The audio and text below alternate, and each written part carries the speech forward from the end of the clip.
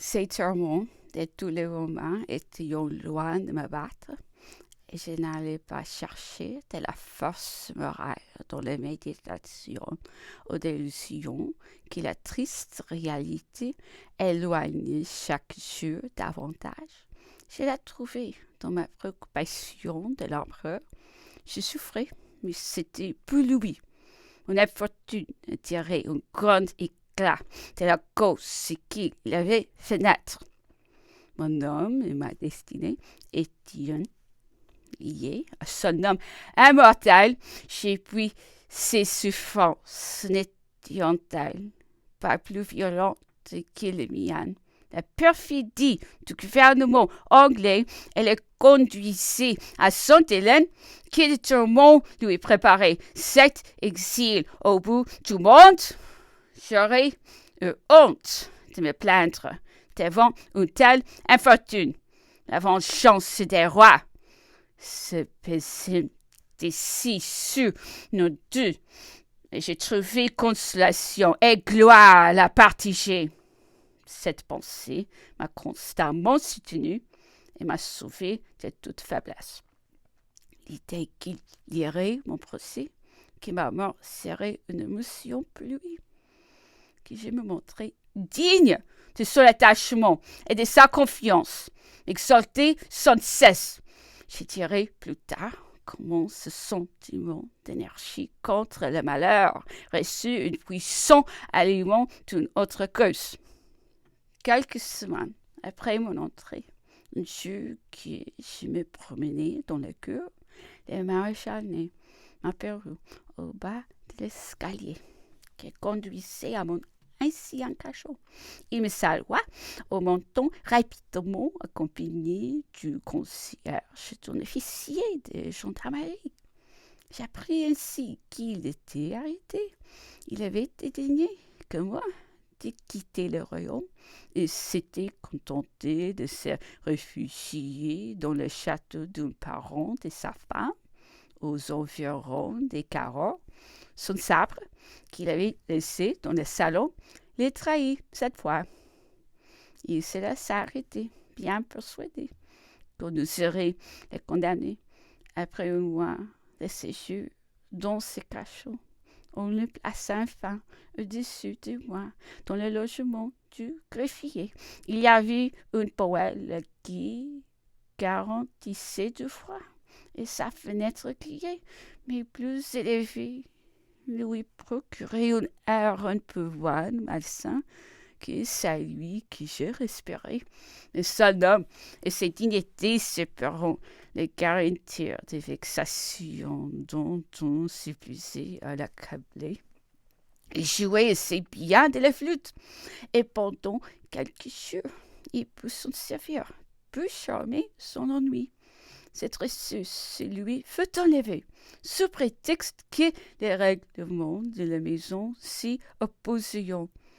Il aimait à répéter une valse que j'ai eu longtemps en souvenir et que je me surprenais à fredonner dans mes rêveries du soir.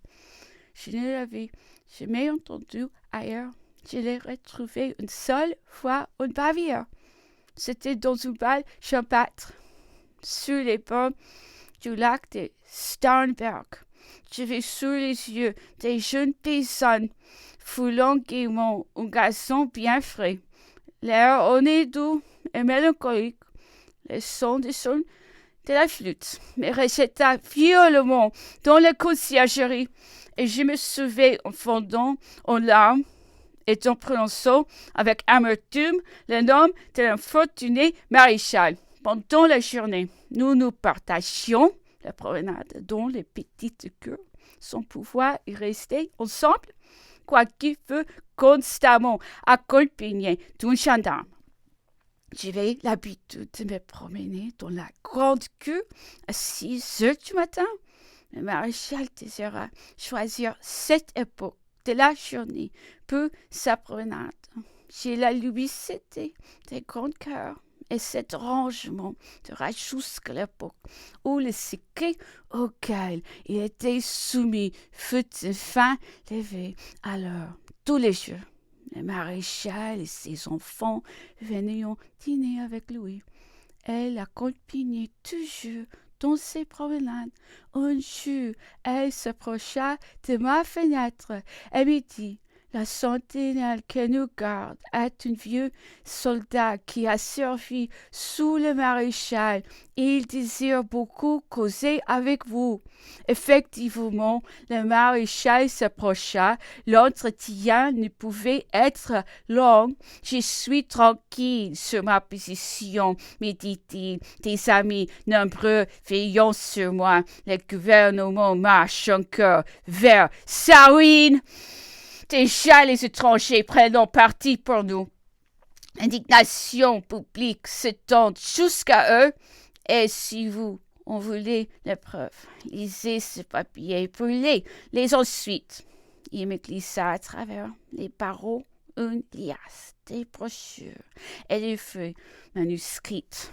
J'ai trouvé effectivement des menaces violentes et jusqu'à des provocations qui me pareront fort maladroites.